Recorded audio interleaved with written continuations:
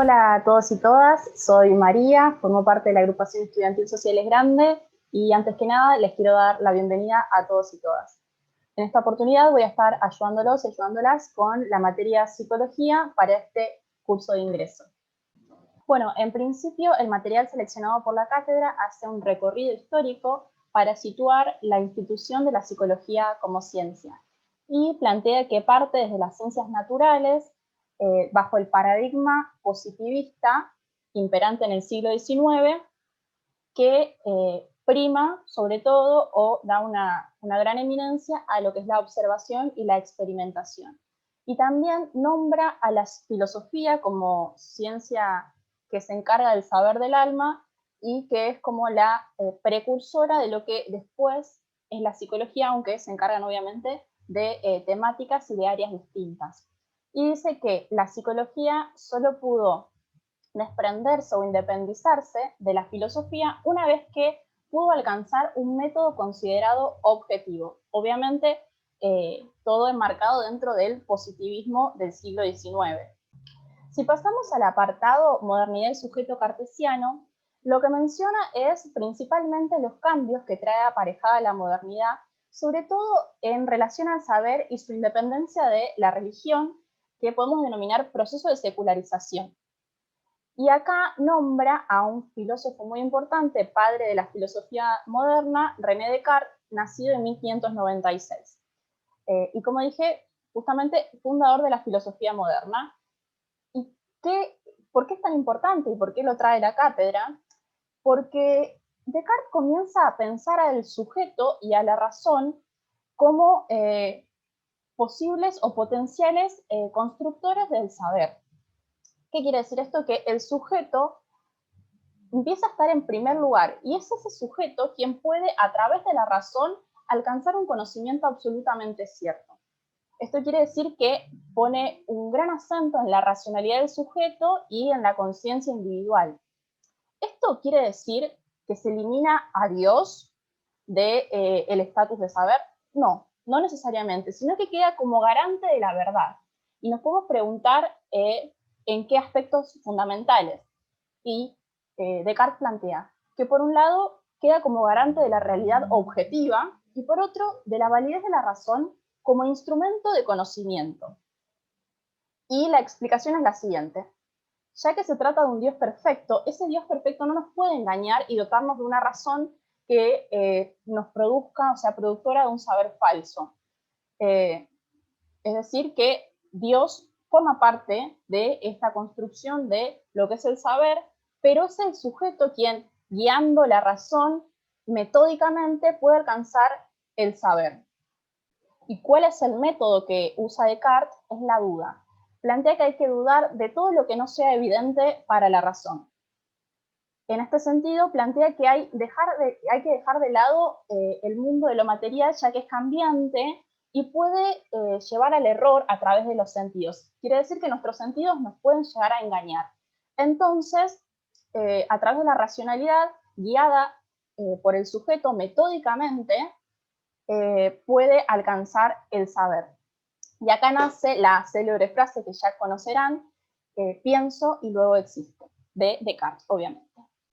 Bueno, a partir de este planteo de Descartes recogemos dos consecuencias fundamentales para el futuro de la psicología como ciencia autónoma. En primer lugar, el lugar central que le da el sujeto y a la noción de conciencia que surge, porque para Descartes tanto yo como conciencia y razón van a ser equivalentes.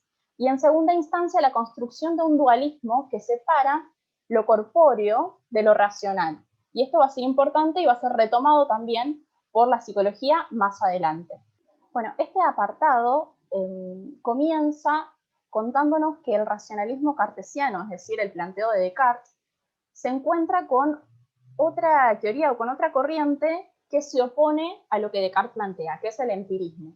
El empirismo nos dice que el único conocimiento posible es el que nace desde lo sensible, es el único conocimiento sensible, es decir, entre nosotros podemos decir el conocimiento de lo material. Mientras que Descartes decía que justamente el conocimiento de lo sensible, cómo se accede a él a través de los sentidos, puede prestar al error. Bueno, acá tenemos dos formas o dos teorías distintas en relación a cómo se conoce. Para el racionalismo cartesiano a través de la razón, para el empirismo a través del mundo sensible y entre nosotros decimos de lo material. Es decir que en este sentido ambas teorías difieren en esto, en el cómo se conoce. Sin embargo, coinciden en qué es lo que se conoce. Lo que se conoce es el objeto real. Por eso son ambas corrientes realistas, se podría decir. Sin embargo, difieren en el medio en el que se conocen, la razón o los sentidos. Y acá vamos a empezar a hablar de Kant. Immanuel Kant, que en 1781 publica su obra Crítica de la razón pura, en el cual plantea, según nos informa o nos comenta el texto creado por la cátedra, que genera una teoría superadora del dualismo entre razón o experiencia sensible. ¿Y qué nos dice Kant a grandes rasgos?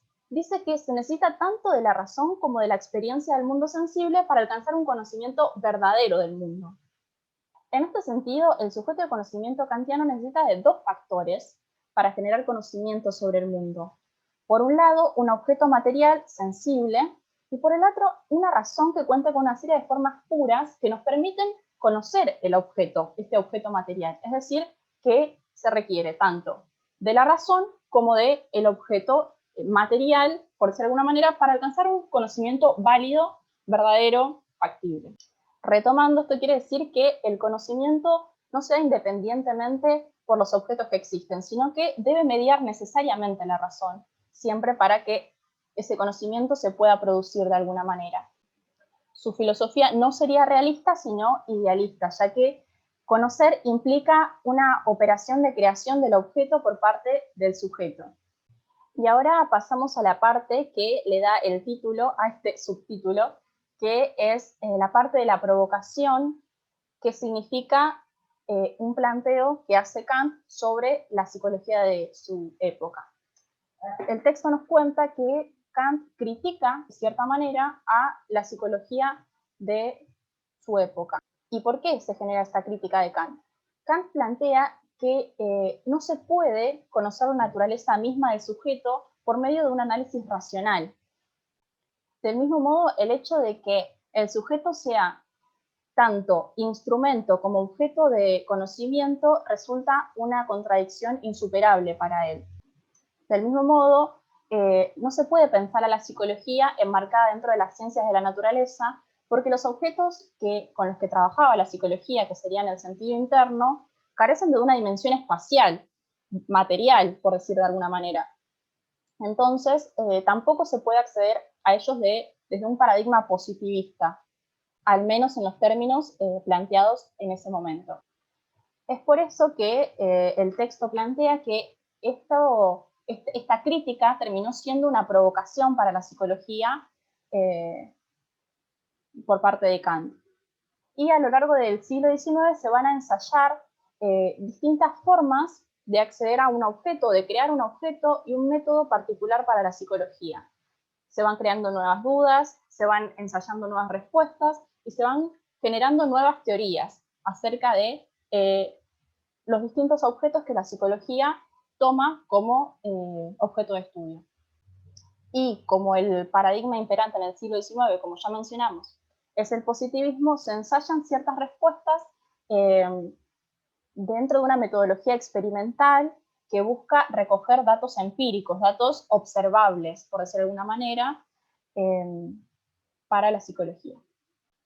Bueno, en el apartado Psicología como ciencia autónoma y revoluciones paradigmáticas, como veníamos hablando, nacen nuevas preguntas con el devenir de la historia, con los adelantos, con el transcurso del tiempo y de los procesos históricos, y se generan nuevas preguntas, decía, y con ellas nuevas respuestas, es decir, nuevas teorías. Esas nuevas respuestas se condensan en teorías.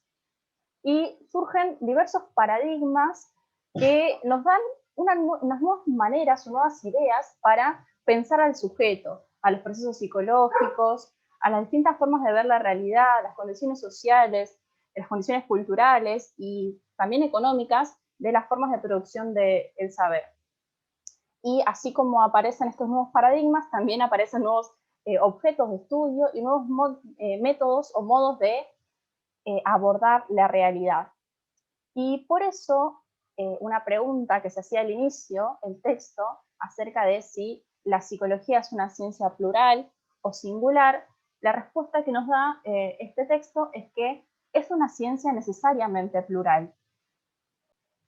¿Por qué? Porque no se circunscribe únicamente a un único objeto o a un único método, sino que la realidad va a ser abordada y entendida según el paradigma desde el que nos situemos y según la comunidad científica que rija en ese momento y el paradigma que esté adoptando. Y para adentrarnos un poco más en esta idea de los diversos paradigmas que surgen, que reinan, por decirlo de alguna manera, en determinadas épocas históricas, armé un pequeño glosario que también lo pueden encontrar dentro del texto, de otra manera, obviamente. Yo le puse el nombre de glosario y vamos a enfocarnos en ciertos conceptos que van a ser importantes para dar un cierre o terminar de comprender lo que el texto nos plantea y que también nos van a servir para el resto de la carrera y para comprender un poco cuál es el estatus o desde dónde partimos cuando hablamos de las ciencias sociales. Bueno, comenzamos con qué es una ciencia. Y el texto en este caso nos plantea que la ciencia es una forma de conocimiento de la realidad, que se caracteriza por ser un conocimiento sistematizado, que recorta un objeto de estudio y que construye un método. El objeto se refiere a aquello que la ciencia estudia. El método, por su parte, se refiere a cómo se accede a ese objeto, es decir, el desarrollo de los pasos que obedecen a ciertas reglas que deben cumplirse para que ese conocimiento obtenido sea considerado válido para cierta comunidad científica. Bueno, como veníamos mencionando antes, para pensar el desarrollo de la ciencia, también debemos situarnos, y lo repito porque es muy importante, dentro del contexto histórico, social y cultural y de los cambios que se van dando en los distintos procesos históricos. En este sentido, nos preguntamos, ¿qué es un paradigma? Es una realización científica que es universalmente reconocida y que durante cierto tiempo proporciona modelos de problemas y de soluciones planteados por la comunidad científica. En este sentido, la cátedra dentro de este texto nos adelanta que veremos cómo fueron pensados los procesos psicológicos del ser humano a través de 5 grandes paradigmas que son los que van a trabajar a lo largo de su cursada, que son el paradigma de la conciencia, paradigma de la conducta, paradigma del inconsciente, paradigma cognitivista y paradigma constructivista. Yo les armé un cuadrito con estos 5 paradigmas y sus principales características, sus representantes, la época de surgimiento, el objeto de estudio, el método. No me voy a detener mucho en esto porque es lo que van a ver a lo largo de la cursada con mayor detenimiento. Sin embargo, me parece interesante poder hacer este cuadro comparativo y si quieren pueden pausar el video, leerlo detenidamente. Pero bueno, acá se los dejo.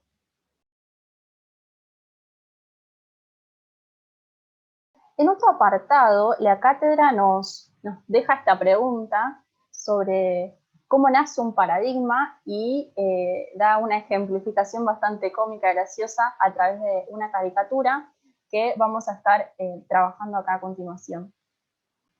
Inicia comentando que un grupo de científicos colocó 5 monos en una jaula en cuyo centro colocaron una escalera y sobre ella un montón de bananas. Cuando un mono subía la escalera para agarrar las bananas, los científicos lanzaban un chorro de agua fría sobre los que quedaban en el suelo. Después de algún tiempo, cuando un mono iba a subir la escalera, los otros lo golpeaban. Pasado algún tiempo, ningún mono subía la escalera a pesar de la tentación de las bananas. Después de algunas palizas, el nuevo integrante del grupo ya no subió más la escalera, aunque nunca supo el porqué de tales palizas. Un segundo mono fue sustituido y ocurrió lo mismo. El primer sustituto participó con entusiasmo de la paliza al novato. Un tercero fue cambiado y se repitió el hecho. Lo volvieron a golpear. El cuarto y finalmente el quinto de los veteranos fue sustituido.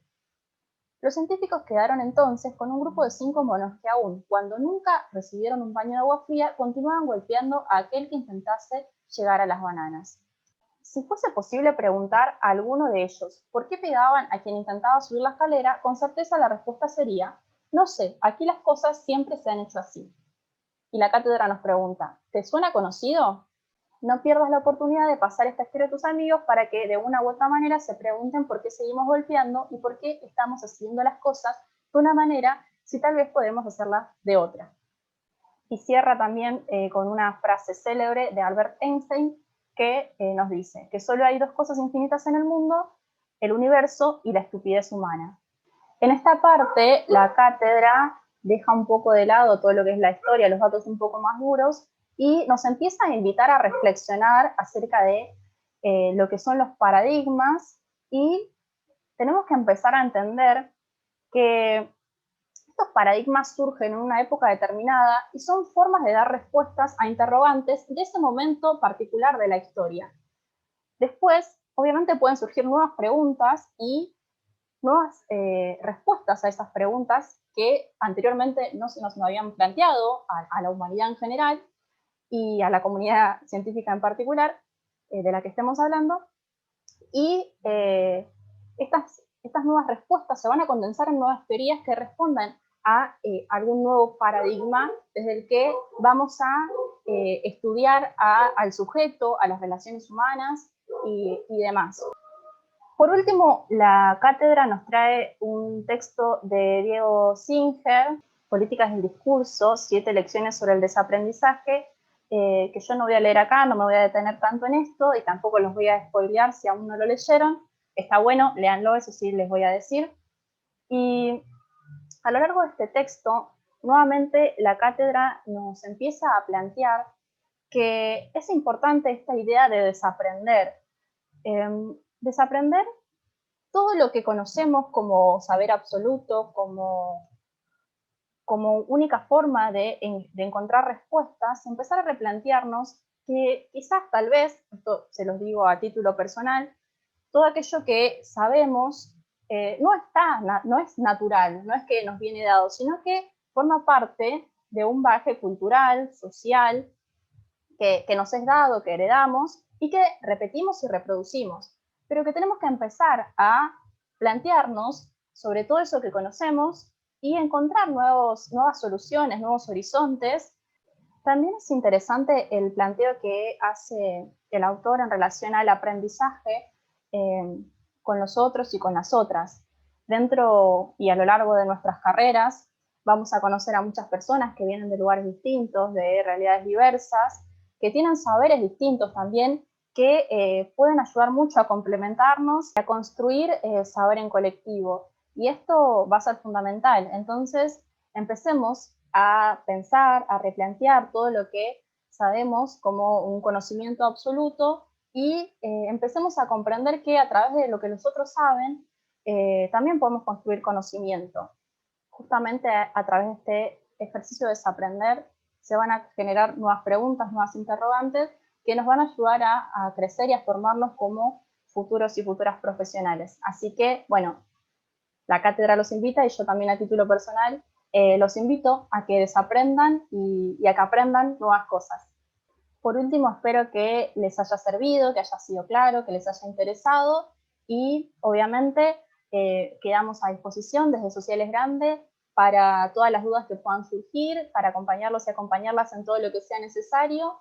Así que no se olviden de seguirnos en nuestras redes, en Instagram, en Facebook, suscríbanse al canal, que van a tener clases de apoyo y un montón de tips a lo largo de la cursada. Les dejo un abrazo grande a todos y todas y recuerden que nos pueden contactar a través de Facebook, de Instagram, de WhatsApp y vamos a estar dándoles una mano tanto en el curso de ingreso como en el resto del año. Así que nos estamos viendo pronto.